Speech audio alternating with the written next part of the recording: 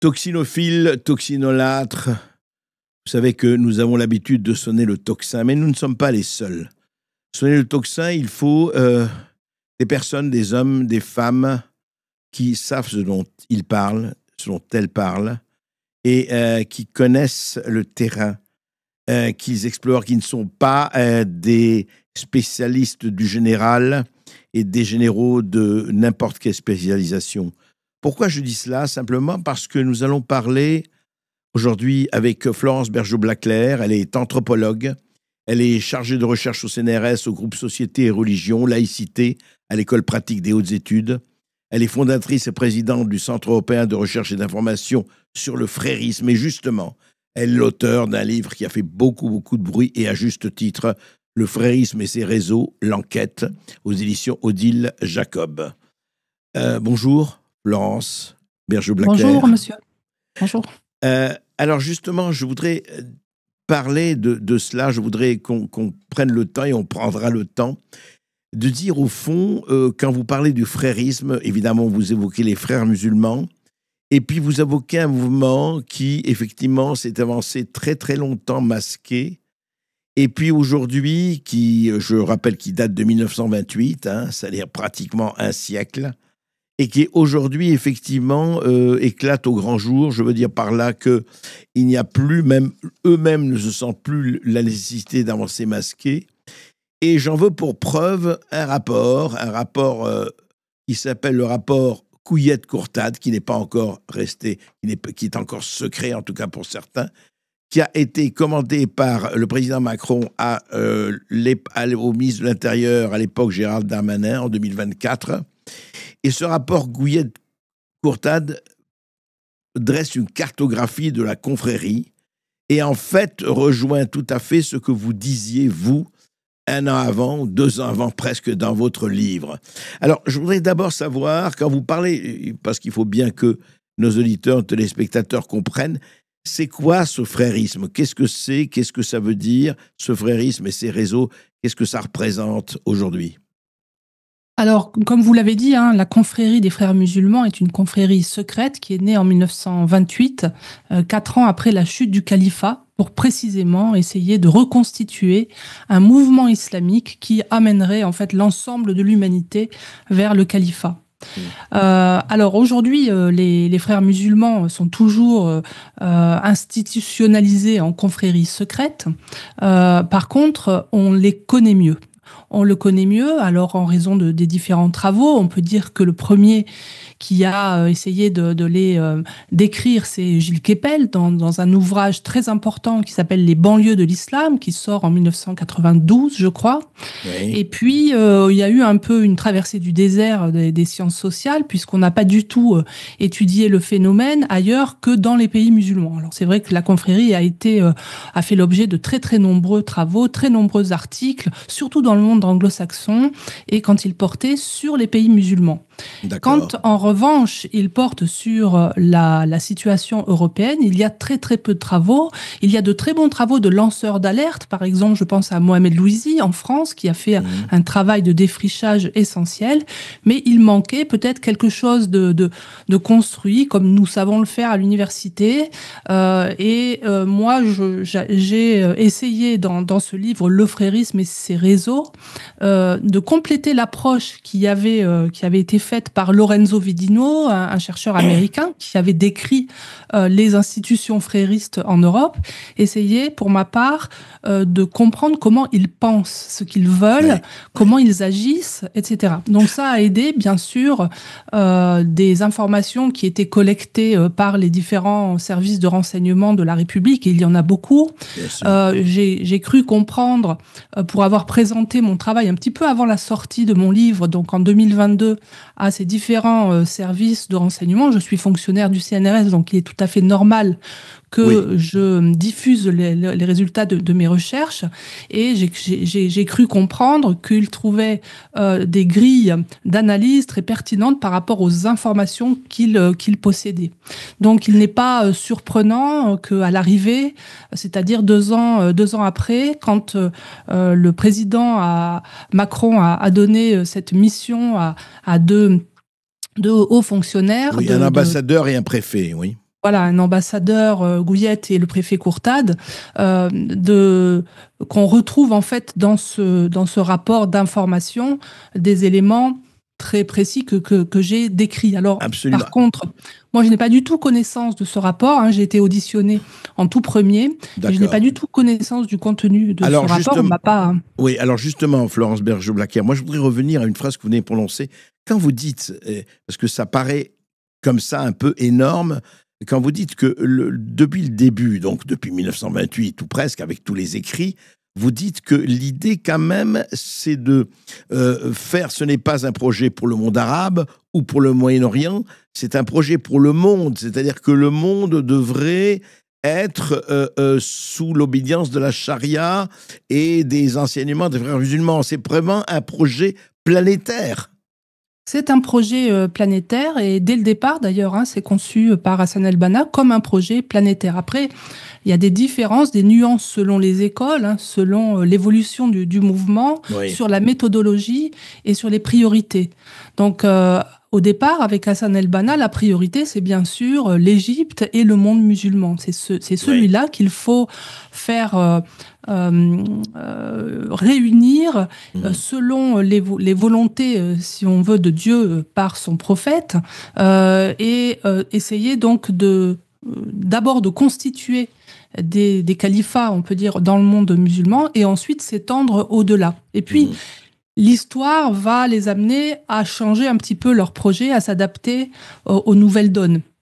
Donc après les révolutions, enfin plutôt les décolonisations, la période de décolonisation et le panarabisme. Le panarabisme, oui, Abdel Nasser, les années 50, 60, etc., oui. Voilà, s'impose alors le pan-islamisme à partir des années 60-70 même, avec le triomphe aussi de la révolution iranienne, où là, cette fois-ci, les frères musulmans installés dans les pays occidentaux, où ils ont toute liberté de parole, d'expression, de réunion, vont en fait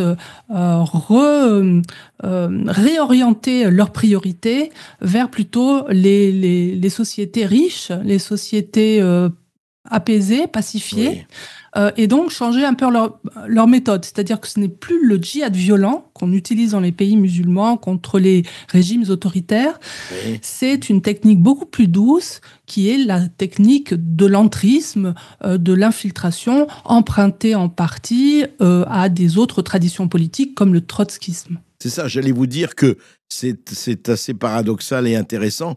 Ils empruntent au marxisme, au trotskisme, au marxisme en général, au trotskisme en particulier, cette stratégie de l'entrisme.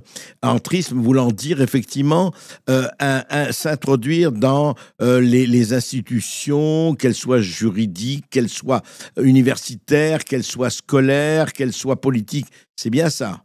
C'est ça, en suivant des programmes assez bien pensés dès les années 1970, quand ils décident qu'ils vont rester sur le sol européen et non pas repartir vers les pays musulmans, comme ils le pensaient initialement, puisque au départ, ils étaient là comme réfugiés ou comme étudiants venus parfaire leur formation. Ouais. À partir du moment où ils décident de rester en Europe, ils vont travailler différemment, travailler par plan. Hein. C'est pour ça que dans mon ouvrage, je décris cette vision particulière qu'ils veulent imposer au monde, cette identité suprémaciste et ce plan pour obtenir, enfin, pour réaliser plutôt cette prophétie califale. Et c'est évidemment la dimension du plan qui avait été complètement écartée par les sciences sociales, parce qu'on ne voulait pas toucher à quelque chose qui paraissait complotiste. Et en fait, on passait, à mon avis, à côté du sujet. Ce n'est pas du tout un complot, c'est ce que veut Dieu. Hein, oui, c'est une volonté divine, il faut le dire, c'est ça. C'est une volonté divine, et toutes les grandes religions ont cette conception-là de l'avancée en fait dans le temps, du futur. Bon, mais chez les frères musulmans, c'est très très important de suivre des plans. Tout est fait en plan en fait, et on a découvert un certain nombre de plans secrets qui sont intéressants, mais en fait, quand on lit la littérature des frères musulmans, il n'y a pas besoin de se référer aux plans secrets, puisqu'ils ont toujours annoncé ce qu'ils allaient faire. Oui, c'est ça. C'est-à-dire que quiconque, ce que vous dites, d'ailleurs, quiconque lit la littérature de Hassan el-Banna et puis Sayyid Qutb et tous les autres, disent très bien, écoutez, nous, voilà, ce que nous voulons, c'est cela, et ils n'ont jamais caché, enfin, il n'y a pas de... il n'y a pas d'opacité là-dessus. Et justement, quand on dit ceci, vous savez, on le dit dans l'entourage notamment du ministre de l'Intérieur actuel et autres, on dit ceci, le risque pour la cohésion nationale est encore plus puissant avec les frères musulmans qu'avec les frérismes, qu'avec le séparatisme salafiste qui vise, lui, à créer de petites enclaves islamistes. Et je voulais vous demander, quelle est alors vraiment la différence entre le séparatisme salafiste, c'est-à-dire effectivement qui quelquefois est paisible, mais quelquefois souvent est violent, enfin à la Daesh et autres, et les frères musulmans. Est-ce qu'il y a une différence de degré ou de nature? Il y a une différence de méthode. Pour moi, d'ailleurs, les salafistes qui sont présents en Europe, ce sont des frérots salafistes. C'est-à-dire ils ont comme méthode, effectivement, le communautarisme, l'orthopraxie, c'est-à-dire le fait d'être très pointilleux dans la pratique. Mais au fond, ce qu'ils veulent aussi, c'est une société islamique. C'est juste que la différence entre les frérots salafistes, c'est plutôt une différence de classe sociale aussi, c'est-à-dire qu'on va plutôt réislamiser les populations pauvres des quartiers, etc., grâce au salafisme, grâce à l'orthopraxie, à la pratique, alors que les frères musulmans, les fréristes, disons, des classes sociales élevées, vont être capables de suspendre les obligations de la pratique à partir du moment où le projet avance. C'est-à-dire que, par exemple, on pourra mettre un voile plus léger ou un bandana ou quelque chose de... si l'enjeu, c'est d'arriver à obtenir une écoute aux plus hautes sphères de l'État. Vous voulez dire, on est prêt à céder sur certaines, disons, tactiquement, tant que la stratégie tient. Voilà, c'est ça. C'est quelque chose que peuvent faire, je dirais, ceux qui sont les plus proches de la confrérie et qui ont compris le plan et qui ont compris l'intérêt de suspendre des obligations, mais ce n'est pas ce qu'on réserve à la masse. À la masse, on va plutôt lui réserver, c'est dans les programmes des frères musulmans. Alors évidemment, c'est pas dit comme ça, c'est dit avec beaucoup plus de subtilité, puis toujours en relation avec ce que Dieu a permis ou ce que Dieu a interdit. Donc là, je vous résume les choses, comme je l'ai fait aussi dans mon livre. Mais justement, quand vous dites cela, est-ce que pour eux, c'est quelque chose... Oui, justement, je voulais vous parler de ça par rapport à la stratégie pratique. Et au fond, que ce soit à partir de Hassan el-Banna, mais bien après, ces opérations, ce but peut prendre, et ça n'a aucune importance, des dizaines d'années, voire des cinquantaines d'années. C'est pas important. C'est-à-dire, le temps ne fait rien à l'affaire, le temps ne compte pas, ou le temps compte? Le temps ne compte pas puisque Dieu a dit que de toute façon c'était la voie à atteindre. Donc les musulmans sont confiants, ils ont la meilleure des religions, enfin ces islamistes-là, ces musulmans qui ont cette lecture particulière de l'islam. Les islamistes, les fréristes de tous les musulmans. Voilà.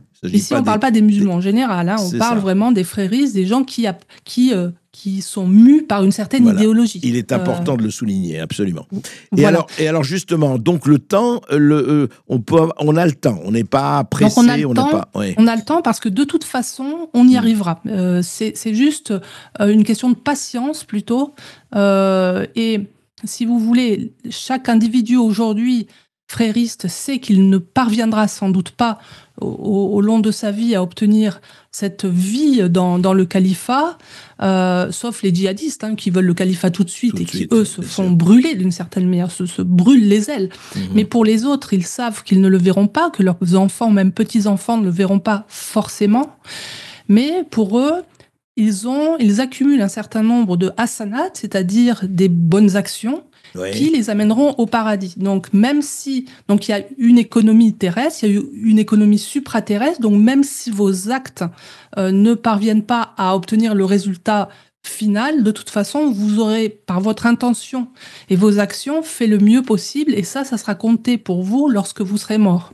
Alors, justement, Florence Berger-Blacker, comment vous expliquez, est-ce qu'il y a une accélération ou c'est d'autres groupes de stratégie que, par exemple, pour ne pas parler que la France, mais en Angleterre, en Belgique et même en France, il y a aujourd'hui une manifestation publique de plus en plus importante, de gens qui vont prier sur les places publiques de plus en plus, qui se montrent et de plus en plus nombreux et qui se montrent très forts, quitte à susciter des réactions peut-être plus importantes qu'ils n'auraient souhaité à l'heure où on parle.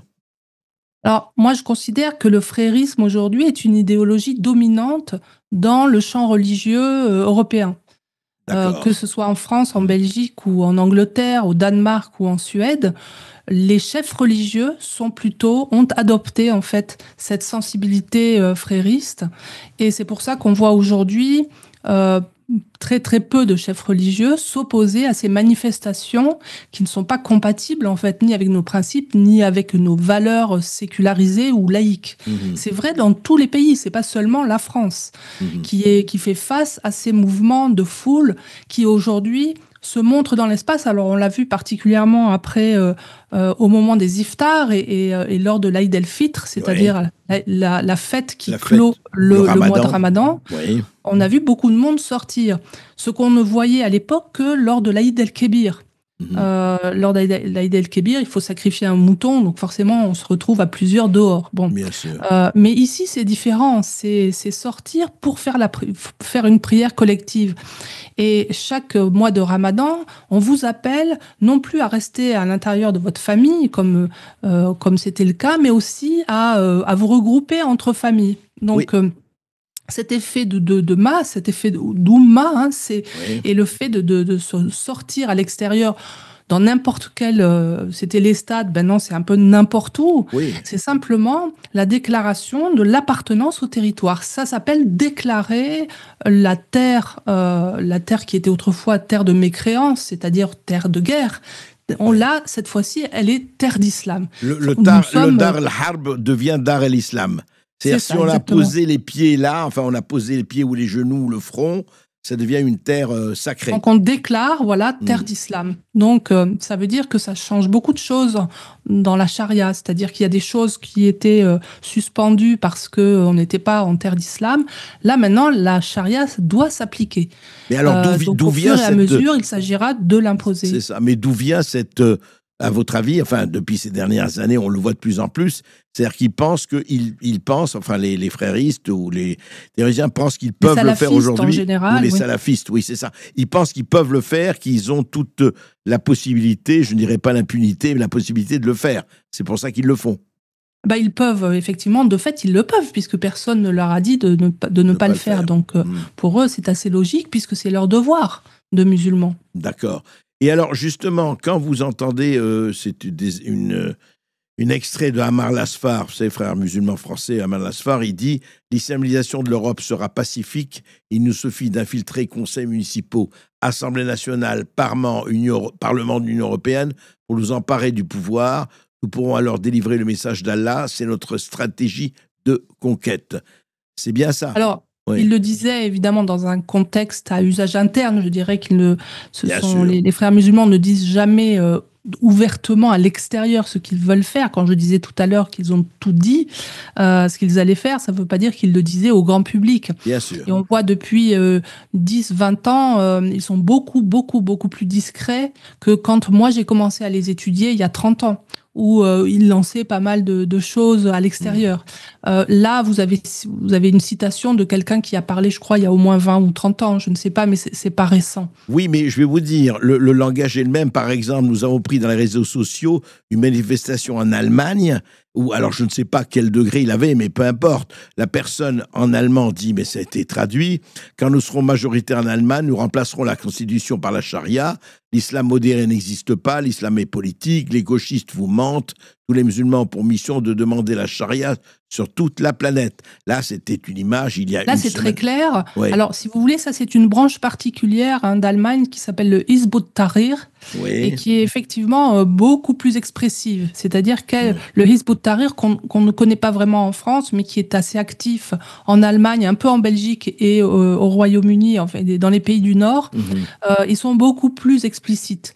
Là encore, et notamment parce qu'ils n'ont pas cette restriction de la laïcité, qui quand même protège un peu, mais pas complètement, on en parlera. Oui. Effectivement, ça facilite l'existence de mouvements comme le Hizb ut-Tahrir qui, eux, déclarent vraiment qu'ils sont en train de faire un califat et qui manifestent avec des banderoles dans ce sens. Mais c'est quand même, c'est pas la méthode des fréristes, en tout cas telle qu'on la connaît en France, où ils sont beaucoup plus discrets, beaucoup mieux adaptés en fait. Qu'est-ce qui fait la différence? C'est que Hizb ut-Tahrir peut manifester même avec des banderoles de Daesh ou équivalentes. On va rien leur dire, alors qu'ici, je pense que ça poserait quand même des problèmes.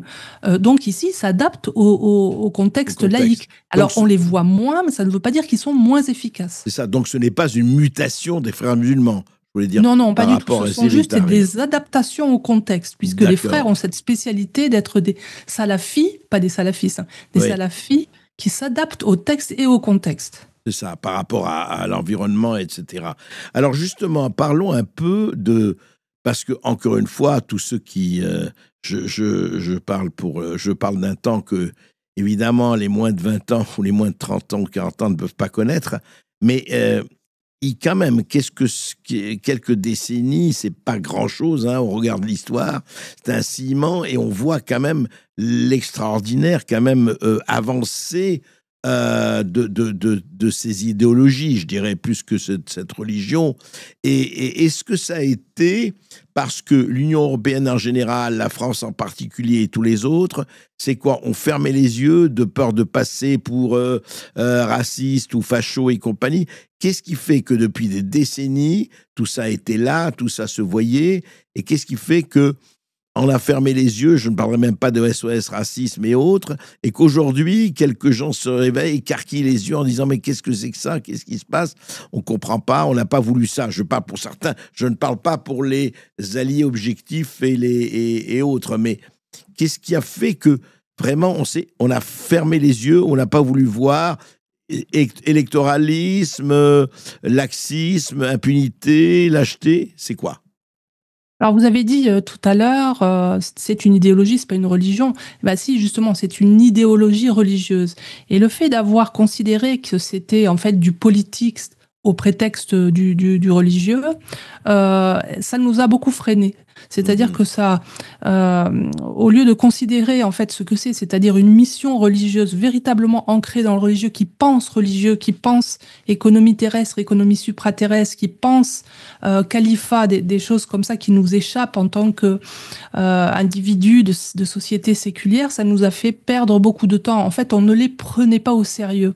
On pensait que si c'était un phénomène politique, à partir du moment où ils allaient être satisfaits sur le plan socio-économique, ils allaient finalement s'intégrer, s'assimiler à une société riche qui ne maltraite pas ces individus. Ouais. Et on est passé complètement à côté de l'espoir que suscitait en fait chez certaines populations le fait de s'ancrer dans un univers religieux, l'univers du halal, où tout est structuré et structurant et qui est rassurant. Protecteur quelque part, c'est ça, rassurant. Voilà. Ouais, enfin, en tout cas, de l'extérieur. Parce qu'une fois qu'on y est rentré, les choses changent. C'est-à-dire de l'extérieur, c'est formidable. Vous allez rentrer dans un milieu qui est très protecteur, très fraternel, etc.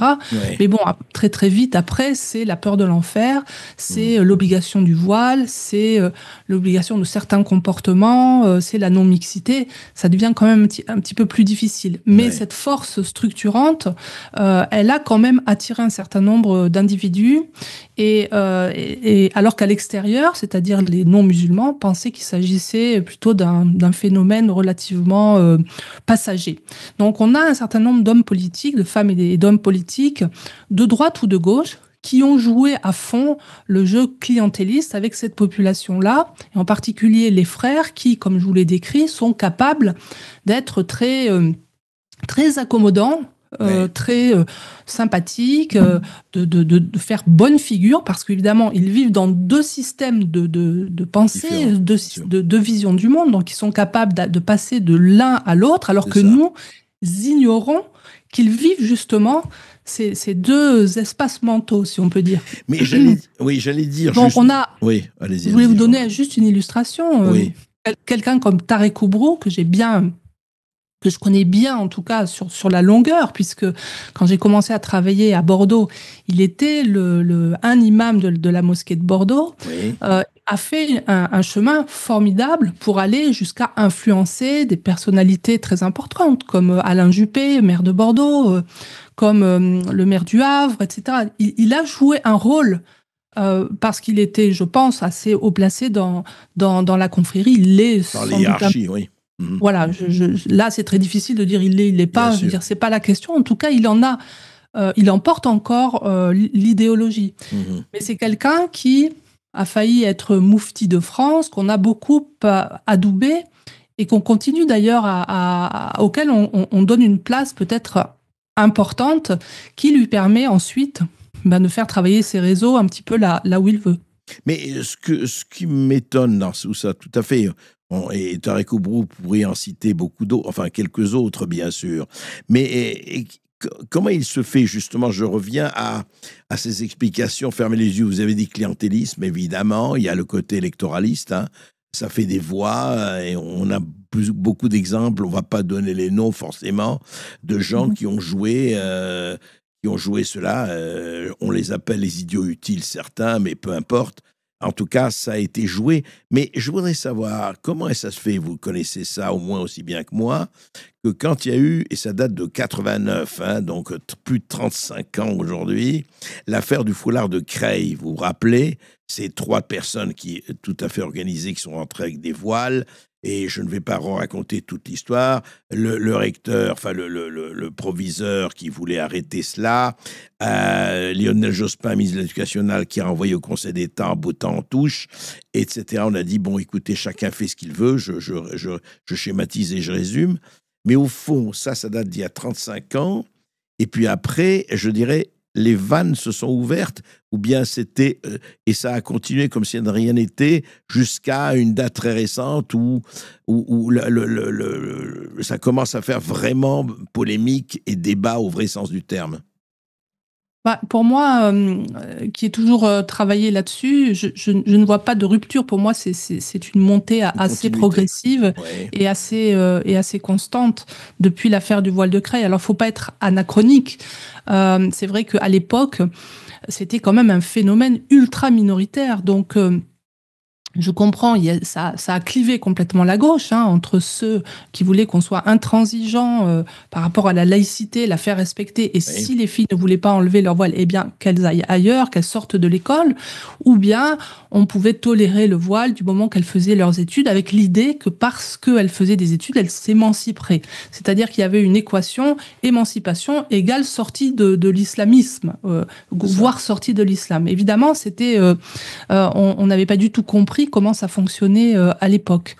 Il faut dire, et je disais tout à l'heure, qu'il y avait une stratégie qui n'était pas officielle, et les frères avaient très vite compris que s'ils continuaient à dire quelles étaient leurs intentions, ils finiraient en prison comme dans les pays musulmans. Bien Donc sûr. Ils ont changé leur méthode et ont continué très progressivement jusqu'à 2004. Et 2004, c'est la loi qui interdit le voile à l'école public, je rajoute, parce que le voile est permis dans les écoles privées, on ne le sait pas assez, hein, oui, c'est chez vrai. les enfants, et même chez les petites filles. Hein. Ouais. Le voile est permis dans les écoles privées, absolument. Absolument, ouais. et sous contrat ou hors contrat, il est permis.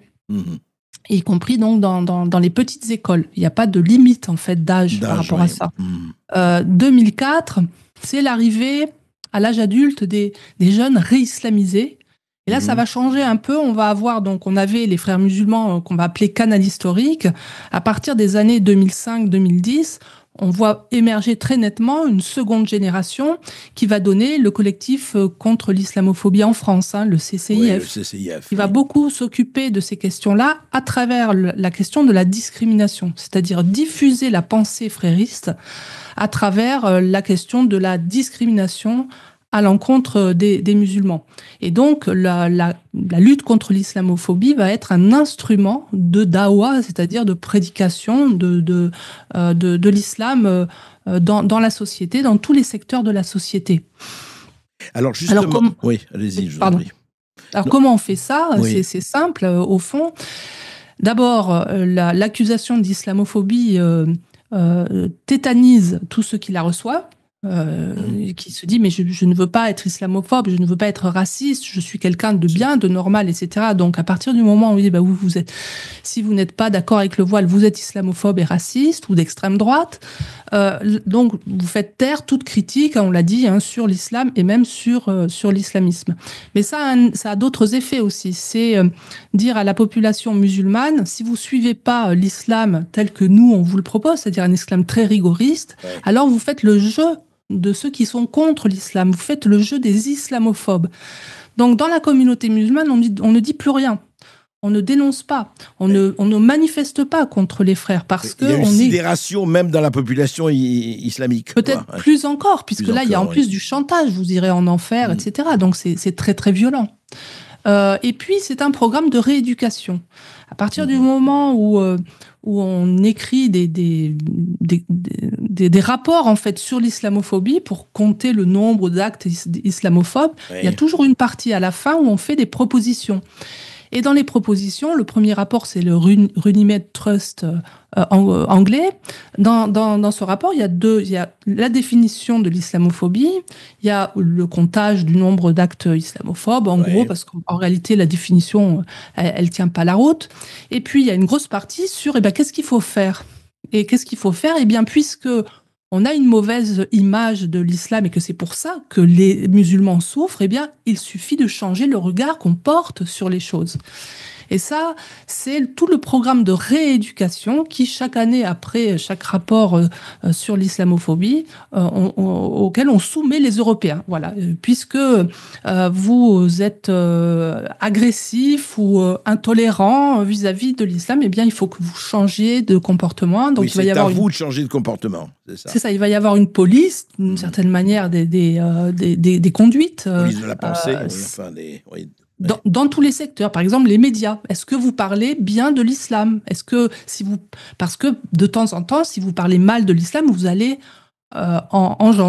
entraîner des conduites, en tout cas des discriminations à l'égard des musulmans. Donc il va y avoir ces programmes de rééducation dont vont se sévir bien évidemment les frères qui sont à la fois à l'initiative de ce dispositif d'islamophobie et à la fois ceux qui vont s'en servir pour pouvoir rééduquer la société. Donc c'est assez génial, je dois dire. Oui, en tout cas, c'est une stratégie, mais quand même, il y a quelque chose, et c'est à l'anthropologue que je m'adresse au-delà même de votre spécialité. D'ailleurs, on va parler comment vous êtes centré là-dessus, Florence Berger-Blacker, parce que c'est très intéressant la manière dont ça s'est passé. Et peut-être pas les obstacles, enfin ce que vous avez rencontré à un moment donné, mais ça on va en parler plus tard. Mais je reviens à l'anthropologie. Qu'est-ce qui fait quand même qu'il y avait quand même en Europe un certain nombre de gens qui réfléchissaient à ça? Je pense que vous n'étiez pas la seule et vous le savez. Et qu'il y a un certain nombre de gens qui réfléchissent. Et je ne parle pas seulement de spécialistes ou pas.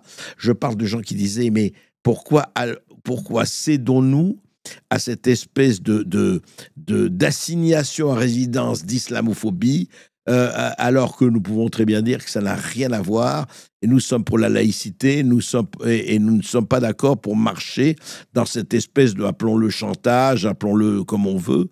Qu'est-ce qui fait que la résistance a été très moindre, a été tellement minime? C'est vraiment la peur de passer pour justement un raciste, etc., discriminant, c'est quoi? Qu'est-ce qui a joué? En fait, pas seulement, c'est que vous risquez votre carrière, vous risquez votre réputation dans la famille, dans votre quartier. En fait, c'est ne pas être d'accord avec la doxa qui explique que l'islam est toujours une religion de paix. Quand vous voyez des actes qui sont produits au nom de l'islam et qui sont clairement des actes de guerre, si vous n'allez pas dans ce que Rémi Brague appelle cette islamophilie, vous le payez très cher. Ce n'est pas seulement d'ailleurs l'impression d'être raciste ou en tout cas une accusation personnelle qui vous est lancée. C'est tout un système qui vous exclut parce que vous assimile à l'extrême droite et ça coûte très cher, vous le savez dans les médias. Et donc vous m'avez dit Est-ce qu'on Ouais. était nombreux? On n'était vraiment pas du tout nombreux à s'inquiéter de cette chose-là sur l'avancée des études en sciences sociales sur l'islam.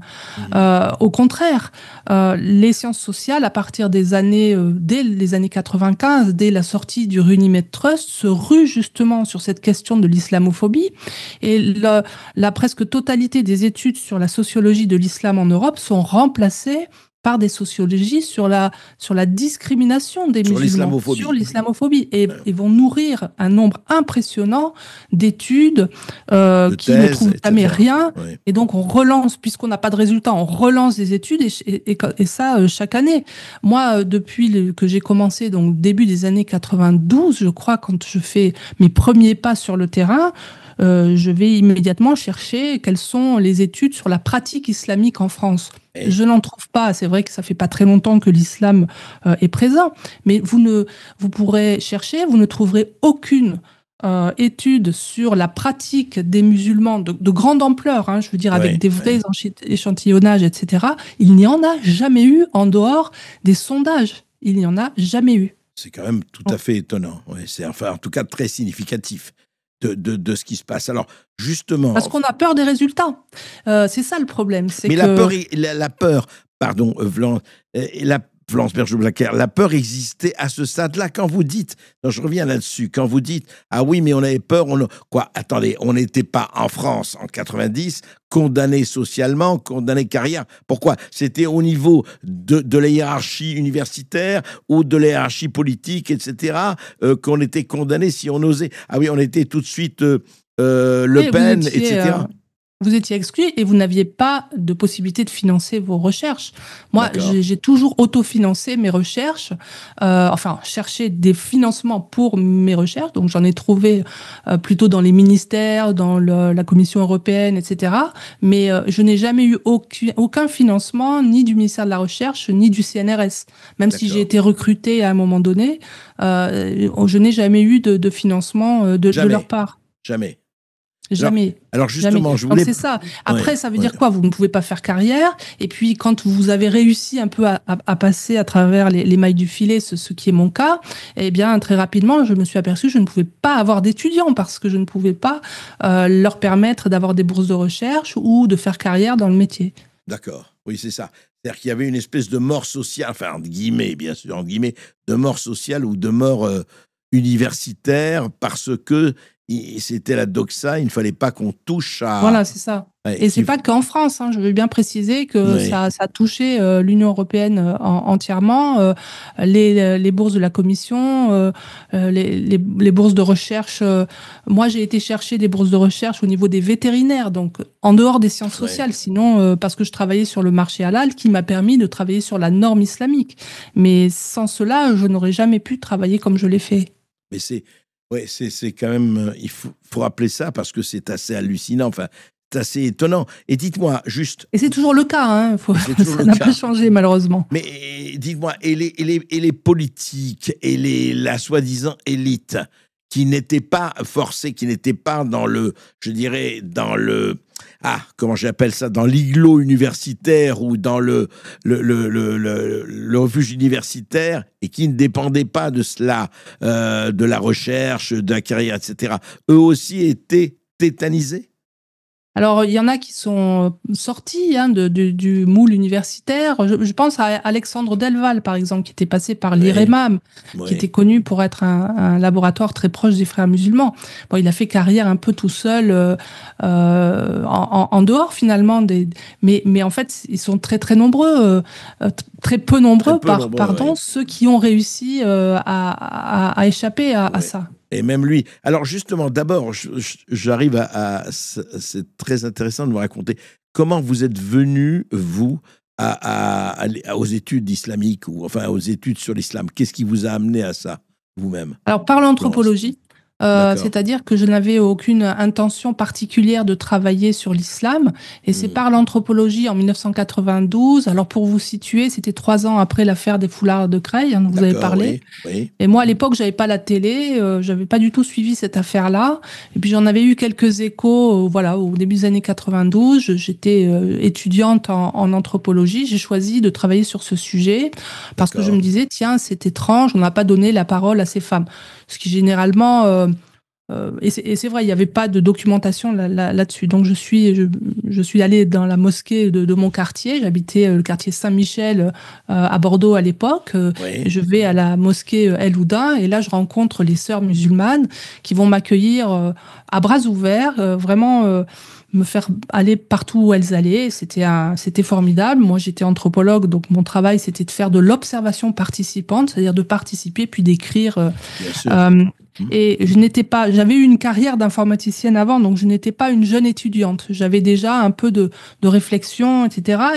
Et je m'étais appuyée sur les travaux de Jeanne Favré-Saada, qui elle avait travaillé sur la sorcellerie dans le bocage normand, donc rien à voir, mais qui avait beaucoup réfléchi justement à la façon dont on pouvait réfléchir sur sa propre collecte de données et puis réfléchir à la situation de communication du chercheur. Comment on allait l'utiliser pour interpréter nos données. Bon, je ne vais pas rentrer dans des choses trop techniques, mais du coup, j'étais très réflexive. C'est-à-dire que vous aviez l'outil de réflexion, la conscience de, absolument. Voilà. Non seulement je prenais des notes sur ce que je voyais, mais j'étais très attentive aux interactions avec les sœurs. Pourquoi est-ce qu'elles voulaient me faire ça? Pourquoi est-ce qu'elles m'amenaient là, etc. Je ne gobais pas, hein, comme on dit. Et ça m'a beaucoup servi à m'apercevoir que bien sûr elles voulaient me convertir, mais ça m'apparaissait presque naturel vu la ferveur dans laquelle elles étaient, vivaient. Mais elle voulait aussi me convertir à cette idéologie que j'ai rapidement identifiée comme celle des frères musulmans, tout simplement parce qu'elle m'amenait dans les cercles religieux. On apprenait Hassan el-Banna, Saïd Qutb, Youssef el-Qaradawi et tous ces influenceurs, ces penseurs des frères musulmans. Donc vous avez baigné dans le milieu. Voilà, c'est ça. J'ai baigné dans le milieu pendant plusieurs mois, pendant presque un an, et j'apprenais l'arabe. Je faisais tout ce qu'il fallait faire pour être intégrée, puisque c'était mon travail d'anthropologue. Donc elle pensait que je voulais m'intégrer dans la communauté, et moi je voulais m'intégrer pour faire mon travail d'anthropologue. Et évidemment, elles ont eu à un moment donné des attentes plus importantes que ce que j'étais capable de donner, puisque je ne voulais pas me convertir. Évidemment, pour moi, c'était pas dans ma tête. Et là, comme ça ne répondait plus, eh bien, elles m'ont éjectée, si on peut dire, elles m'ont évacuée du terrain. Et là, comment ça s'est passé? Est-ce que ça s'est passé progressivement? En quelques semaines, j'avais plus accès. Vous n'avez plus accès. Quand elles ont vu que vous n'étiez pas dans la conversion, voilà. D'accord. Et donc j'ai quand même beaucoup travaillé. Assez brutalement, pardon, ça s'est passé assez brutalement ou de façon assez feutrée ou progressivement? Les deux. C'était feutré et brutal, c'est-à-dire que c'était sans bruit, sans que personne ne me dise quoi que ce soit. Les rendez-vous étaient manqués, les gens n'arrivaient pas. Ce que j'avais prévu, tout mon agenda était bousculé, ça marchait plus, quoi. Rien n'allait. Au bout d'un an, à peu près. Là, c'était à peu près au bout d'un an, oui. Une fois que j'avais travaillé, quand même. Un an, c'est long, hein, dans ce milieu-là. Oui, et bien sûr. Et donc, on coupait les ponts, en quelque sorte. Et donc, ils ont coupé les ponts, mais non seulement avec la mosquée et les sœurs musulmanes, mais aussi tout le quartier. Et ça allait jusqu'à Senon, Lormont. Je n'arrivais plus, en fait, à parler avec les familles, sauf quelques personnes, mais qui étaient vraiment périphériques, en fait, à cette communauté. Et donc, je me suis demandé pourquoi, jusqu'à ce qu'on m'explique qu'en fait, un bruit courait que je travaillais pour la police. Et en fait, alors je ne sais pas si c'était délibéré, bien sûr, de faire courir ce bruit, mais est-ce qu'ils le croyaient vraiment? Peut-être, puisqu'ils pensaient que j'allais me convertir. Pour eux, c'était naturel, vu ma démarche. Et que décidément, je ne me convertissais pas et que je ramenais de l'information, ils se disaient, c'est qu'elle travaille pour la police. Ils savaient que vous étiez anthropologue et tu es anthropologue. Vous l'avez dit. Oui, à l'époque, on avait une éthique oui, bien sûr, je disais tout ce que je faisais. Oui, vous n'avanciez pas masqué. Vous n'avanciez pas masqué, c'est ça que je veux dire. Non, pas du tout, pas du tout. D'accord. Et donc, alors, ce qui s'est passé à ce moment-là, vous, ok, il a coupé les ponts, et vous avez continué, évidemment, à travailler sur ce sujet, Alors, et j'ai plus que jamais. continué, je me suis réorientée en fait vers l'étude du marché halal, qui était absolument passionnante. C'était l'époque où les boucheries halal, c'était les années 90, 95, 16, 17, poussaient comme des champignons. Il y en avait partout dans le quartier. J'étais partie à peu près 92, il y en avait 3, et puis 4 ans plus tard, il y en avait 18.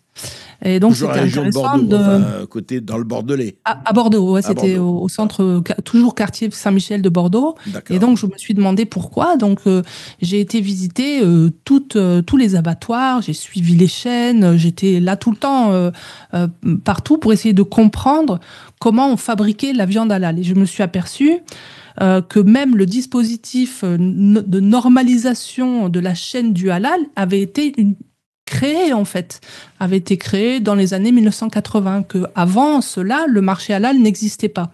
C'est ce qui D'accord. m'a conduit à écrire donc ce livre qui s'appelle Livre, Le oui. marché halal ou l'invention d'une tradition. Entre-temps, j'ai fait aussi d'autres choses parce que je n'arrivais pas en fait à faire financer mes recherches sur le halal. Côté vétérinaire, ça marchait, mais dès que je voulais un petit peu toucher à la sociologie, à l'anthropologie, je n'arrivais Ça marchait pas. Et pas. j'avais beaucoup.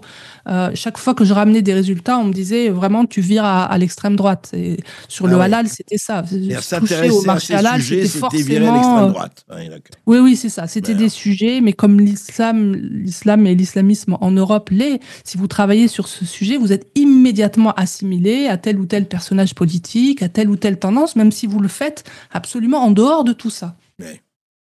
Et alors, donc, vous avez continué. Alors, vous êtes allé dans le marché halal, étudier le marché halal. Effectivement, vous avez sorti ce livre, tout à fait.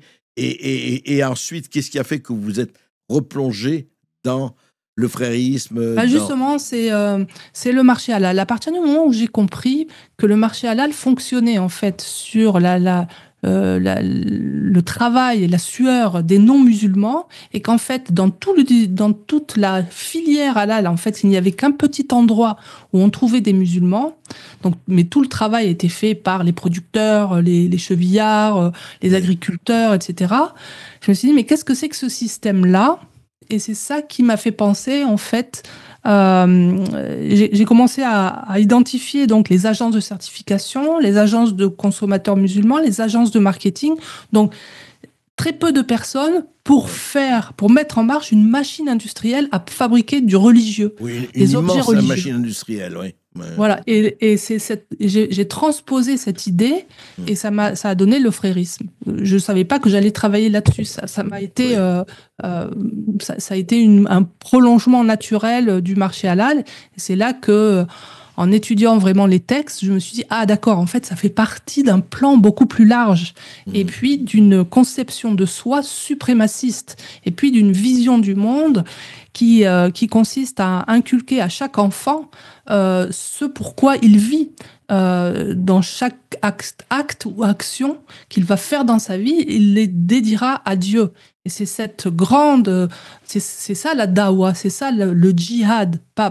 La C'est pas forcément le prédication. djihad violent, c'est aussi Non, un djihad un djihad des âmes, pour soi, presque, enfin pour de la avancer vers. conscience. Ouais, ouais. Et c'est là où on vous a traité de complotiste, bien sûr. Alors, c'est quand j'ai parlé de cette dimension du plan, de Ouais. la visée, qu'effectivement, là, ça a créé un espèce d'émoi, presque dans l'université, puisque les premiers qui ont commencé à porter des attaques assez virulentes contre moi dès la sortie de mon livre début 2023, ça a été à l'université, avec des arguments, ne le lisez surtout pas. Hein, c'est comme ça qu'on règle des questions. C'est Parfois, à intéressant. Au nom l'université, de c'est ne je croyais lisez que pas. l'université, le temple de la liberté d'expression. Enfin, je croyais, hein, naïvement. Ça, pas forcément de la liberté d'expression, c'est malheureusement le reflet de la société Oui, entière, je mais sais bien. par contre, du débat. Normalement, on ne produit de la science, on ne produit de la connaissance que dans le débat. Ben, on est bien Il faut d'accord. confronter ces idées. Moi, je me plains souvent de ne pas pouvoir débattre. Je n'avance pas assez vite si je ne peux pas débattre et défendre mes idées ou les remettre en question. Bien sûr. Et là, malheureusement, ça a été les insultes, les exclusions, les accusations incessante d'appartenir à l'extrême droite, ce qui est vraiment pénible. Les accusations de racisme, moins, les accusations d'islamophobie tout le temps. Donc, et ça venait exclusivement et surtout de l'université ou d'ailleurs aussi? Ça venait de l'université parce que ce que j'avais démontré aussi dans mon livre, je crois que j'y consacre 3 chapitres, l'université est affectée par ce que les frères appellent l'islamisation de la connaissance. Dès qu'ils ont commencé en fait à s'installer sur le territoire européen, ils ont été dans les universités parce que c'est là qu'il faut faire changer les mentalités par l'élite. Donc, la première chose... Pardon, est-ce qu'on les a accueillis à bras ouverts quand ils ont commencé à pénétrer dans les universités? Oui, parce qu'ils étaient vus comme l'islam authentique. Pas seulement de leur point de vue à eux, mais aussi du point de vue des Européens, qui voyaient dans leur peut-être fantasme, dans leur projection, des vrais musulmans authentiques, durs, etc. Et donc, on les pensait plus musulmans que les autres. Et donc, on trouvait assez normal qu'ils fassent la leçon aux autres. Et donc, on a laissé tomber les musulmans laïcs exactement pour ces raisons, en disant, oui, on a laissé tomber leur communauté. Non, mais il faut le dire, c'est très important. On a laissé tomber les musulmans laïcs. Complètement. Le corpus universitaire, l'élite a laissé tomber. C'est ça. C'est ça. Et on les a même traités de mécréants presque, puisqu'ils ne croyaient pas assez leur religion. Ils auraient dû être plus conformes à leur religion. Donc, ils étaient discrédités même à l'intérieur de l'université. On disait, mais ils ne sont pas vraiment musulmans, donc ils ne peuvent pas savoir ce qu'est l'islam, etc., etc. Ouais. Et vous, alors, vous étiez au CNRS à ce moment-là, déjà. Alors moi, je suis rentrée assez tardivement au CNRS sur un projet sur le genre, puisque à l'époque, on ne finançait, on ne faisait rentrer que les gens que s'ils travaillaient sur le genre. Donc, j'ai travaillé sur les gay Muslims. Il y avait quelques musulmans gays. J'avais été trouver ça, et c'est ça qui m'a permis... Vous ne choisissez pas la facilité la plus totale, hein, Florence Bourgeois-Blaquer. Pour moi, ça, c'était la facilité, parce que finalement, j'avais assez vite fait le tour du problème. Ça m'a permis de rentrer, d'abord, d'avoir une bourse de recherche Marie Curie, une bourse européenne qui était très, très valorisée à l'époque, puis de rentrer au CNRS, donc c'était plutôt facile pour moi. Non, ce qui était beaucoup plus difficile, c'était de travailler sur le marché, de travailler sur les idées des frères, d'aller chercher cette question du plan. Là, effectivement, c'était plus difficile, mais c'est ça qui est passionnant dans la recherche. Sinon, à quoi bon? Bien sûr. Et alors, donc, est-ce que du CNRS, quand votre livre est paru, sur le frérisme, etc., et même avant, est-ce que le CNRS vous a quand même laissé tranquille ou il y a eu quand même des résistances assez fortes?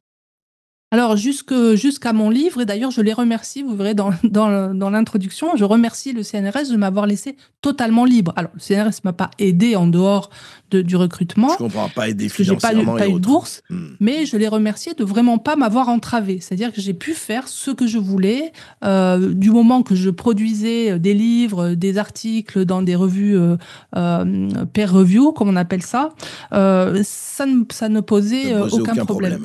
Mais la sortie de ce livre-là a mobilisé en fait des gens qui étaient une poignée de personnes très influentes qui ont décidé de me faire taire. Alors, ça a été très violent au départ. Alors, on va trouver, je cite toujours le même, François Burgas, ça m'évite d'avoir des problèmes avec les autres, qui me mettrait évidemment en procès, même si j'ai beaucoup de dossiers contre eux. Mais si on prend François Burgas, il est monté au créneau, il m'avait envoyé une centaine de tweets injurieux en public pour essayer de me discréditer, ce qu'il a contribué quand même à faire. Même si lui s'est retrouvé dans une affaire d'apologie du terrorisme, il a continué, et malgré tout ça, parce qu'il a été très influent pendant 40 ans dans le milieu de la recherche, il m'a effectivement fait beaucoup de mal, pas seulement en France, puisque même dans les pays, au Danemark, mon livre est sorti, donc traduit en danois, ça a été la bataille aussi. Bon, j'ai réussi à m'imposer. Voilà, vous n'avez pas été marginalisé quand même, heureusement. Et heureusement, de toute façon. Et là, il sort en Allemagne, pour le moment, tout se passe bien. Et non, mais c'est un itinéraire intéressant, c'est de voir en fait, parce que vous avez dit quelque chose, vous savez, c'est penser contre soi-même, c'est très scientifique, et penser contre la doxate, et c'est aussi très important. Et effectivement, ce ne sont jamais les majorités. Par essence, c'est pas la majorité qui va penser contre la doxa. Mais justement, et parlons parlons de l'état présent de la situation, Florence Bergeaud-Blacker. C'est très intéressant parce que, je cite, hein, là c'est des exemples très divers, enfin qui se rejoignent quand même sur un dénominateur commun. On se rappelle que l'Union européenne, parlons de l'Union européenne, première campagne de communication à l'été 2022 avait pour slogan « La liberté est dans le hijab ». Et une seconde, également l'Union européenne montrait une petite fille de moins de 10 ans voilée, tout sourire. Alors là, effectivement, 2 amendements ont été votés interdisant à l'Union de pouvoir le hijab et de financer des associations religieuses radicales.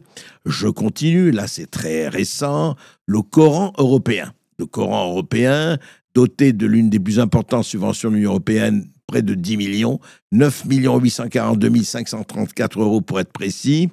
Sur le papier, c'est qu'un projet, hein, pour le moment qui s'inscrit dans le lieu, intitulé « Il faut rattraper le retard pris dans la course à la production scientifique de pointe et d'excellence ». Voilà, le Coran européen. Alors, juste un mot, ça veut dire quoi le Coran européen ? C'est un titre assez curieux, hein, d'ailleurs, pour un projet scientifique.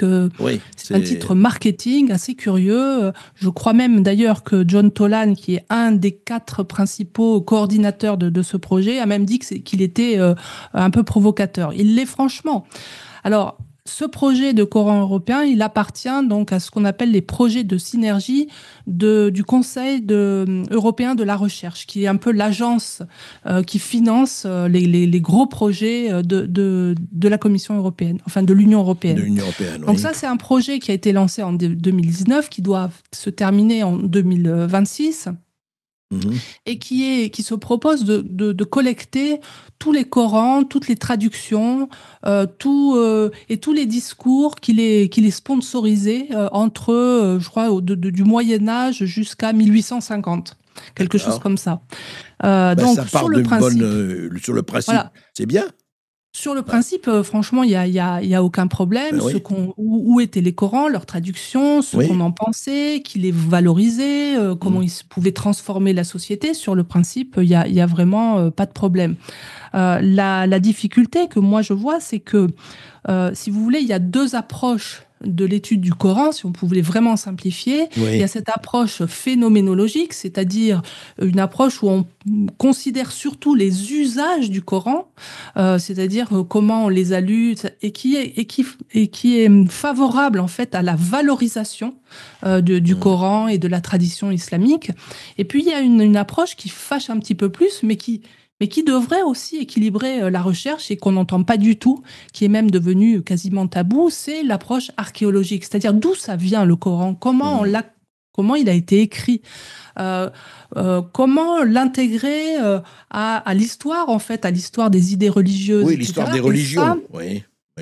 Et ça fâche beaucoup plus. Or, ça déséquilibre la recherche. Si vous ne prenez qu'un objet scientifique, et que vous en étudiez seulement les usages, mais que vous n'étudiez pas leur construction propre, vous déséquilibrez la connaissance sur ce sujet et vous allez favoriser l'approche, ce qu'on appelle apologétique, c'est-à-dire qui la met en valeur de façon positive et qui va bien sûr aller plutôt dans le sens des religieux et aussi en particulier des frères musulmans qui, eux, ont une approche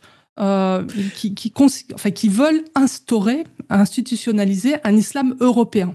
Parce que, pourquoi un islam européen, comme un Coran européen ? Parce qu'ils ne font pas la différence entre le politique et le religieux. Pour eux, ça forme un tout. L'islam français, c'est pareil, c'est une invention des frères musulmans, c'est pas une invention de ce qu'il y avait avant.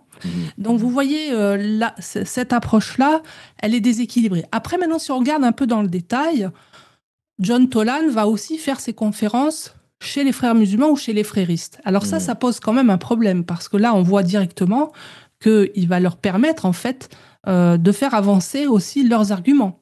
On voit aussi qu'il y a une personne, enfin une chercheuse de l'université de Danemark, de Copenhague, qui s'appelle Naïma Afif, et qui a traduit un ouvrage des textes d'Hassan el-Banna, donc on ne peut pas dire qu'elle ne connaît pas ce mouvement, et qui est un ouvrage qui est édité par les éditions Tawhid, qui a été créé en fait par les jeunes musulmans de France, c'est-à-dire la section jeunesse des frères musulmans. Donc ça fait quand même un peu beaucoup, vous voyez. Mais alors justement, en fait, parce qu'on pourrait dire d'un côté, juste pour en finir avec ce sujet, qu'on pourrait très bien faire une chose sur l'histoire des Corans, comment elles ont depuis le début, enfin depuis le Moyen-Âge jusqu'à aujourd'hui ou presque, sans que ce soit effectivement dirigé. Après, comme Vous vous avez dites... raison. Voilà, et ça, ce serait formidable. Historiquement, honnêtement, ce serait très bien de connaître l'histoire des Corans qui ont été édités, écrits Voilà. ou publiés, Mais il ne etc. faut pas qu'on connaisse que ça. Il faut aussi qu'on connaisse les origines, l'archéologie, au Je comprends. sens, Je comprends. vous voyez, parce que ça permet d'équilibrer. Oui, et Sinon, de on va se retrouver contextualiser avec aussi une... ça. Et alors, sinon, justement, on se là, retrouve avec une apologétique de l'islam en Europe. mais justement, sur laquelle on peut avoir un esprit critique, enfin, on l'espère. Mettant l'autre, justement, par rapport à ce dont on a parlé, bon, on va pas revenir sur le voile, beaucoup de choses à dire, vous en avez beaucoup parlé, mais ce qui me frappe aujourd'hui, c'est la sphère politique française, pour ne parler que d'elle. Par exemple, on l'a vu là, c'est très récent, ça date du 9 avril 2025. LFI, la France Insoumise, propose la création d'une commission d'enquête sur l'islamophobie. On revient à ce dont vous parlez, mais c'est intéressant, visant notamment à évaluer la construction des stéréotypes négatifs à l'égard de l'islam, et cite le CCIE, l'ex-CCIF, etc. Alors je rappelle, article unique, je ne vais pas le citer entièrement, mais quand même, en application des articles 137, etc., proposition de résolution, évaluer l'inaction de la France, dans les réponses apportées pour lutter contre l'islamophobie et les phénomènes anti-musulmans, évaluer le rôle des médias, des réseaux sociaux et des discours politiques dans la construction de stéréotypes négatifs à l'égard de l'islam et de ses pratiquants, analyser l'impact de ces phénomènes sur la vie quotidienne des musulmans, leur place dans la société française et sur le climat social en général, proposer des recommandations pour lutter efficacement contre ce phénomène en termes de prévention, de législation, de sensibilisation et de renforcement des valeurs républicaines. Alors, on avait connu une extrême gauche qui s'intéressait à l'égalité, à la pauvreté, au grand capital, etc. Là, maintenant, on a une extrême gauche dont la préoccupation centrale semble être la lutte contre l'islamophobie. Donc, j'en ai parlé tout à l'heure, hein, j'ai dit que c'était un dispositif essentiel de la diffusion du frérisme. Donc, pour moi, LFI est un parti proto-islamiste. Un parti frériste, presque, vous diriez. Proto-frériste, le frérisme est un islamisme. Oui, je comprends. Donc proto-frériste ou proto-islamiste dans le sens où au départ j'avais dit c'est un parti coucou, c'est-à-dire que les frères font couver, enfin le coucou est une espèce d'oiseau qui fait couver ses œufs dans le nid d'autres espèces d'oiseaux. Eh bien les frères faisaient couver leurs idées dans des partis, alors ça pouvait être écolo en Belgique, ça peut être LFI en France, etc. Là, maintenant, les œufs sont en train d'éclore. C'est-à-dire que ça devient un parti islamiste. Il faut être clair, un parti islamiste, c'est un parti qui va peu à peu placer au centre du jeu politique la charia, c'est-à-dire l'islam. Alors ici, évidemment, on arrive doucement, hein, on n'y est pas encore, bien que ça peut aller assez vite, hein, si vous regardez le cas de la Belgique. Mais ce qui est préoccupant, c'est de placer cet enjeu-là au centre de la vie politique, alors que si on regarde, quand la justification de cette commission qui veulent mettre en place, ce serait qu'il y aurait une hausse des actes islamophobes. On constate plutôt le contraire. Hein. On a une baisse des actes anti-musulmans, puisque eux, ils parlent d'islamophobie, comme les frères musulmans d'ailleurs, qui parlent d'islamophobie, alors que le ministère de l'Intérieur va parler d'actes anti-musulmans. Mais parce qu'eux ne font pas la différence. Pour eux, attaquer les musulmans, attaquer l'Oumma, c'est attaquer l'islam. Oui, c'est-à-dire on met la totalité des musulmans dans le même sac, quoi. C'est ça. C'est ça. Et quand vous attaquez l'Oumma, qui est en fait la représentation humaine de l'islam, si on il peut veut dire la mer en arabe, appelons-le Oumma, oui, bien sûr. Voilà. Donc le fait de reprendre ce terme utilisé par les frères n'est évidemment pas innocent. Si on regarde aussi le nombre d'actes anti-musulmans, il est bien moindre que celui des actes antisémites, hein. Je crois que c'était 173 faits en 2024, 1560 faits anti-musulmans, 1570 actes antisémites et 770 actes anti-chrétiens. Donc voilà. Ensuite, il appuie tous ces chiffres sur un organisme controversé, hein, c'est le CCIE, qui n'est pas autre chose que le CCIF, qui a été interdit en France pour justement sa participation idéologique à l'assassinat de Samuel Paty. Les LFI évoquent aussi donc des actes meurtriers islamophobes, ce qui est factuellement inexact, hein. En tout cas, en 2024, on n'a jamais, il y a personne qui est mort en raison d'islamophobie. Les incendies aussi des lieux de culte, etc., ils ont plutôt touché les églises. C'est clair qu'il y en a eu beaucoup, hein, depuis. Et puis pour faire scientifique, il s'appuie aussi sur les travaux universitaires du CERAPS, Julien Talpin, auteur d'un livre qui est publié, je crois, à La Découverte, et qui s'appuie sur une collaboration directe avec le CCIE, c'est-à-dire le CCIF. Hein. Oui. Donc, en fait, la boucle est bouclée. Donc mais vous ne sauriez pas, parce que ça va loin là, quand vous dites il ne serait pas étonnant qu'un jour, et peut-être un jour proche, LFI place la charia au centre, je dis pas au centre de sa doctrine, mais en tout cas qu'elle fasse partie. Quand on connaît le passé de Jean-Luc Mélenchon, c'est quand même assez paradoxal. C'est pour ça qu'il faut avoir bien suivi, parce que si je vais jusque-là, c'est parce que je suis passée par l'idée de charia compatibilité. Ouais. C'est-à-dire que les frères n'imposent pas la charia, mais ils font en sorte que les lois du pays d'accueil soient compatibles en fait avec la charia. Donc ils ne vont pas parler d'islam, ils ne vont pas traduire leurs termes en arabe, enfin pas pour le moment. Ils vont plutôt traduire en français leurs idées.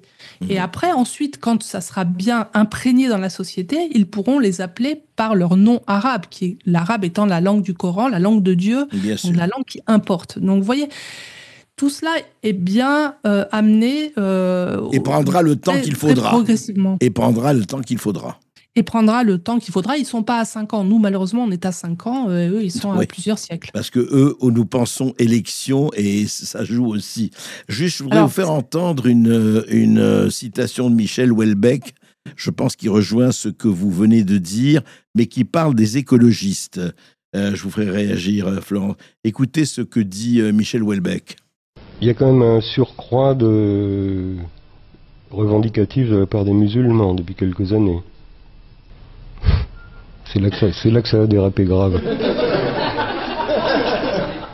Si on rit avant le dérapage, Par ailleurs, il vous demande de vous opposer avec indignation contre les exactions de l'État d'Israël. Et il faut bien dire qu'il y a des gens à nature collaborationniste, hein, dont les écologistes représentent le cas le plus flagrant, qui sont un peu embêtés avec ces histoires de voile parce qu'ils ont un vague côté féministe. Donc, comme ils ne peuvent pas donner les satisfaction aux musulmans surtout, il leur donne satisfaction au moins sur le cas d'Israël en laissant tomber les juifs, quoi. Comportement de collaborationniste. Qu'est-ce que vous en pensez? Est-ce que c'est rapide, schématique, hein?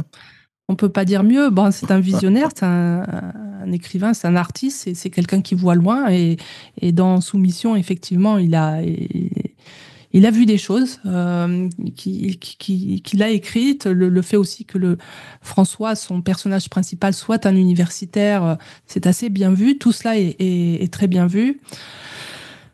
L'antisémitisme est nourri aujourd'hui, on le voit par LFI, parce que derrière, comme je le disais, il y a le logiciel frériste, et que chez les frères musulmans, c'est très clairement dit, il faut cultiver la haine des juifs. C'est tout à fait clair. C'est très clairement dit, vous voulez dire c'est extrêmement dit et écrit. Mais vous savez, Youssef El-Kardaoui, qui est le mentor des frères musulmans de France et qui avait sa tribune dans Al Jazeera pendant très longtemps. C'est aussi le mentor du Hamas. Donc ce sont des cousins éloignés. pas si éloignés que ça d'ailleurs, hein, sur le plan idéologique, mais sur le plan méthodologique, ils ne travaillent pas de la même manière. Mais ils forment une famille, que ce soit le Hamas ou les frères musulmans ici. Après que l'extrême gauche, parce que là il parlait des écolos, c'est vrai qu'il y a un peu des écologistes. Là on a vu, c'est plus tôt, parce que je ne sais pas à quelle époque c'était, ça date un peu, je pense, cet entretien avec Houellebecq. Il n'est pas d'avant-hier, oui. Non, voilà. Il y a quelques années. Donc on a vu depuis le 7 octobre les manifestations, toujours qui viennent de l'université. C'est ce milieu idéologique qui diffuse dans la société, qui diffuse aux médias, qui diffuse à travers la formation de nos élites. Et effectivement, cet antisémitisme extrêmement préoccupant parce que, moi je le dis depuis le début, on n'est pas à l'abri d'un 7 octobre ici aussi en France. Il y aura des attaques, en tout cas. On en déjoue.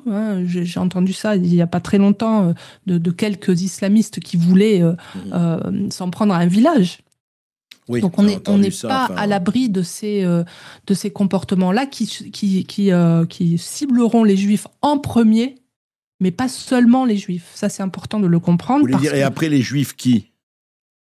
Les autres, c'est-à-dire les gens du livre, qui soit seront invités, comme les juifs d'ailleurs, à être des dhimmis, c'est-à-dire des citoyens obéissants. seconde zone, enfin oui. Voilà, avec un statut humiliant d'ailleurs, etc.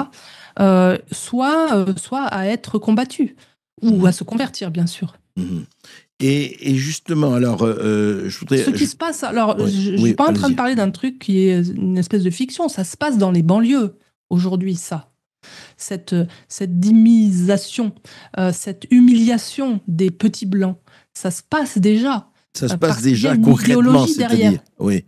Concrètement, comment ? Vous avez des exemples ? Par l'intimidation, par les moqueries. Moi, j'avais fait une enquête d'ailleurs auprès des collégiens, je crois que c'était au milieu des années 2000, et les collégiens qui n'étaient pas musulmans. Et nourrissait un complexe d'infériorité très fort vis-à-vis des petits musulmans qui, eux, se sentaient très solidaires et supérieurs. Parce qu'on leur dit dans leur famille, vous avez la meilleure des religions. Ouais.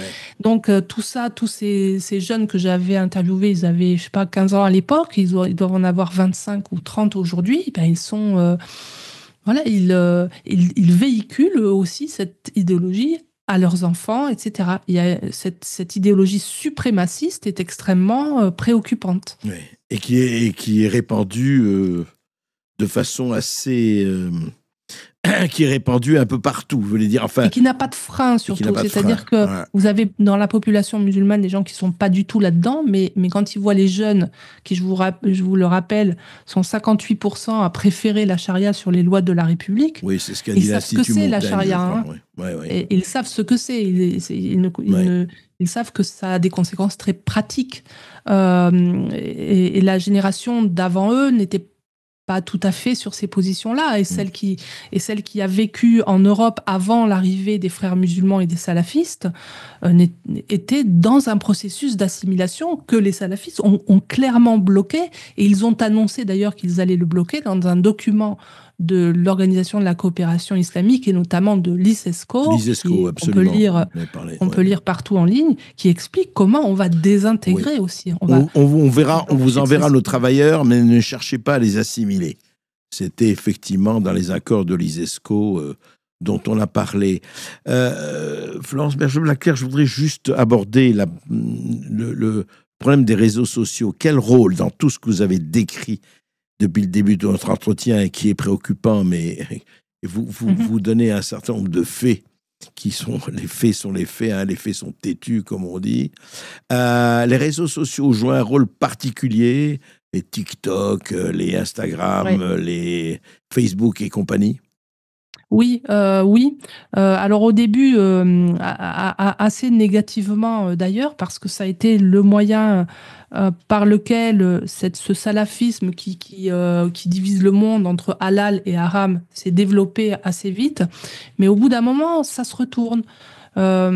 Aujourd'hui, par exemple, les réseaux sociaux donnent de la voix à ceux qu'on appelle les apostats, c'est-à-dire les gens qui sont sortis de l'islam, comme je le rappelle, la majorité des catholiques. qui sont sortis de leur tradition catholique. Oui, les musulmans qui sortent de l'islam, c'est ça, vous parlez. Voilà, donc les musulmans qui sortent de l'islam, qui n'avaient jusque-là aucune voix, qui étaient menacés au quotidien, dans leur famille, dans leur environnement, là maintenant commencent à donner de la voix, c'est-à-dire commencent à s'exprimer sur les réseaux sociaux, à exister en tant que tel. Et ça, c'est un phénomène qui existe grâce aux réseaux sociaux. Oui. Et si j'ai insisté sur le fait qu'ils sont finalement comme la majorité des Français, c'est que, on le sait, la majorité des catholiques de tradition et qui sont devenus athées ou non-croyants ou agnostiques, on va dire, ils sont passés par un processus en fait de déchristianisation et les musulmans, on leur ôte ce droit-là en leur disant mais si vous êtes déloyaux par rapport à votre communauté. On leur dit ça à l'intérieur de la communauté, mais aussi à l'extérieur.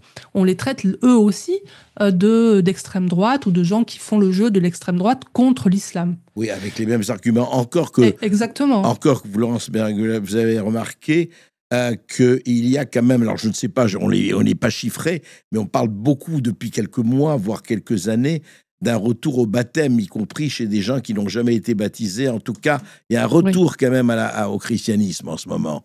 Je ne dis pas, alors je ne sais pas. L'effet de, c'est aussi l'effet. Il y a certainement beaucoup de causes. Je n'ai pas étudié la question, mais il y a un lien évident entre la résurgence de l'islam et celle des autres religions. Ouais. Ça, à partir du moment où les par réaction, vous voulez dire par réaction. Un peu c'est-à-dire que par réaction, pas forcément, mais moi, je dirais que c'est à partir des années 2000 que je me suis considérée, enfin qu'on m'a considérée comme chrétienne. Avant, j'étais une personne française, etc. Après, je deviens une chrétienne. Donc, si vous fréquentez des musulmans, vous devenez un chrétien ou un juif ou je ne sais pas quoi. Vous êtes identifié par rapport à votre tradition religieuse. Assignation à résidence, mais en fait, à un moment donc donné, ça produit des vous effets, l'embrassez. Et oui, vous embrassez votre résidence. En tout cas, Florence Bergeau-Blacker, je vous remercie de votre lucidité et surtout que vous n'êtes pas en mauvais termes avec les mots. On vous approuve ou on ne vous approuve pas, mais vous dites ce que vous pensez, surtout le résultat de vos recherches. Vous êtes une scientifique. Le frottis de cerveau, comme disait Montaigne, est extrêmement important. Une question, vous vivez tranquille, vous êtes protégé en ce moment ou vous avez besoin d'une couverture policière ? Oui, je suis toujours protégée depuis 2 ans maintenant et heureusement parce que sinon je ne pourrais pas faire toutes les conférences que je me réjouis de faire. Vous avez reçu des menaces, malheureusement. Oui, vous avez reçu des menaces, enfin de menaces précises. La protection policière ne vous est donnée que si vous recevez des menaces qui sont examinées par l'UCLAT, qui va donc vous classer et si c'est nécessaire, alors le ministère de l'Intérieur vous octroie une protection policière. Donc c'est mon cas jusqu'à nouvel ordre. Écoutez, j'espère que ce nouvel ordre, bientôt, enfin, c'est vrai que quand on vous écoute, on est, et à juste titre, assez préoccupé par ce qui peut se passer, mais il faut être vigilant, il ne faut pas avoir... Oui, je crois qu'il ne faut pas perdre espoir, surtout. C'est une guerre, de toute façon, qu'on ne pourra pas perdre. Mais je pense que plus on sera nombreux... Pourquoi attendez, excusez-moi, pourquoi vous ne pourrez pas perdre ? On pourrait la perdre. Oui, mais on perdra la démocratie. Oui, non, justement. Mais on peut la perdre. Donc on n'a pas le droit de le perdre, c'est ça que je veux dire. On ne peut pas, parce que sinon, on ne sera plus ce que nous sommes. Donc du coup... On ne peut pas la perdre. Mais il y a eu des périodes historiques, hélas, où on l'a perdue, mais comme vous dites, il faut se battre pour ne jamais la perdre. On est bien d'accord avec ça. Je suis optimiste parce que plus je fais des conférences et plus je m'aperçois que les choses sont en train de bouger. Les positions du ministre de l'Intérieur sont très claires et ça, c'est une très bonne chose. Ça aide. Plus on sera nombreux, moins des gens comme moi seront menacés, plus on pourra parler, mieux ça ira. Merci, Florence Bergeau-Blacker. Merci à vous, Monsieur Berkhoff.